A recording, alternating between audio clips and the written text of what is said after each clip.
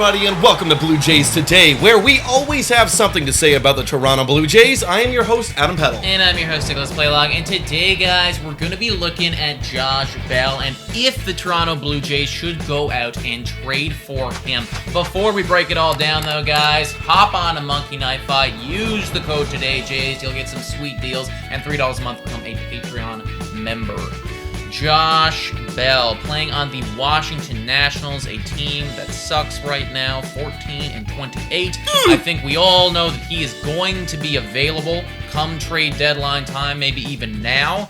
Is this a dude who you believe the Toronto Blue Jays should be going out and acquiring? What's he been doing for us lately? Yes, I think we should be doing that. And first, before I tell you about Josh Bell and what he's been doing, the team overall offensively, bad. What do we need to do to fix it? Let's throw a guy in there who's been good, and this is how good he's been in 2022. Offensively, he's got a batting average of .291, an on base of .380. Yeah, 380. That's the key number I want to point out later. And then a slugging of .419, not super high, and then a OPS of .799 with 4 homers on this season. So I like Josh Bell because he's a great contact guy. He does not strike out a lot. No. He has 11% strikeout rate. That's 95th percentile in the MLB. And to even reassure you that he's a good player, an expected batting average of .307. So this guy's good, great contact guy with a bit of pop. Plays a bit of first base. He can fit easily right behind Guerrero, like kind of the DH first base spot. Yeah. He's definitely predominantly a first base guy. He does do some outfield if we need him to do that, so he's capable of that. He also bats both sides. I'm not sure exactly which one he prefers, but he can do it. So, shout out. That's nice. We know that we like our lefties, so maybe he wants to hop on the left side of things a lot more, then that would be good for us as well. Looking at the trade simulator, what he's worth, it's not a whole lot, guys, because he's only getting paid $10 million this year. This is also his last year of the deal. So Nationals right now, they're in a position where they're not even close to competing. They are going to want to trade this guy off for anything they can get. A mid-tier prospect, I think, would be very okay for us to ship off for a Josh Bell.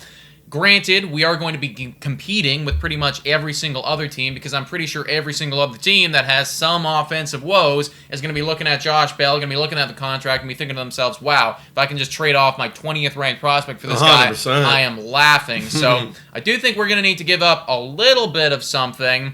I guess I think the next question is then, if we acquire Josh Bell, where do you see him fitting in the lineup?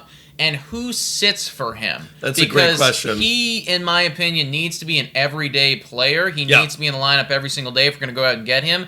And I'm having a hard time figuring out where he slots in and who's going to be on the bench. No, you're absolutely right. I think Josh Bell, so far with this offense that we're seeing, this guy's going to be a top 5 player in the lineup. He's going to fit somewhere in there. He's been batting third for the Washington Nationals primarily. Obviously, he won't be batting third for the Toronto Blue Jays, but you could throw him maybe 4-5, depending on how Tio's doing. If Tio's slumping, maybe he goes in the 4-hole. Maybe he hits right after Tio because we know how much Guerrero and Tio love hitting next to each other. So 5 would be very reasonable. I could also see him throwing him up in the 2-hole. We've been having some weird flip-floppy stuff with Bichette, Guerrero, not really sure who goes where. If you throw him in the 2-hole, then you got Guerrero, then you got Bichette. You slide Teoscar Hernandez down to that 5 spot where he was last year, and then everyone kind of falls into place. And then the lineup looks a lot thicker and a little more filled out. Happy is not in the lineup.